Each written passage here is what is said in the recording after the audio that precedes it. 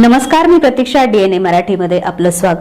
अहिल्यानगर विधान परिषद निवडणुकीच्या पार्श्वभूमीवर भाजपमध्ये हालचालींना वेग आला आहे.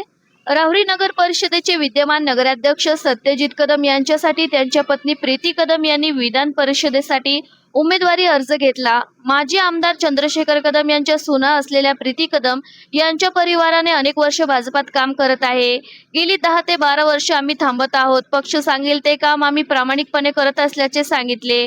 याआधी आमदारकीच्या वेळी माघार घेतली होती, मात्र पक्षनिष्ठा कधी सोडली नसल्याचे त्यांनी स्पष्ट केले.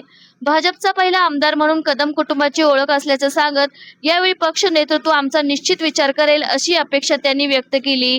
यावेळी राहुरी नगर परिषदेचे गटनेते प्रकाश संसारे, महिला नगरसेविका आणि भाजप पदाधिकारी उपस्थित होते. दरम्यान विधान परिषद निवडणुकीसाठी आतापर्यंत 9 उमेदवारांनी 16 अर्ज घेतल्याची माहिती समोर आली आहे.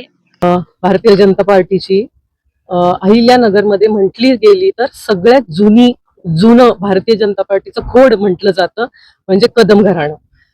भारतीय जनता पार्टीचं पहिलं कमळ अहिल्यानगरमध्ये भाऊंच्या रूपात म्हणजे चंद्रशेखर भाऊंच्या रूपात फुललं. त्याच्यामुळे एकनिष्ठता तर आधीपासून आहेच आहे. पक्षाने आतापर्यंत 14 साल असेल, 19 साल असेल किंवा पक्ष निवडणूक असेल, जेव्हा जेव्हा पक्षाने जो आदेश दिला त्याचं पालन नक्कीच कदम परिवाराने केलेलंच आहे.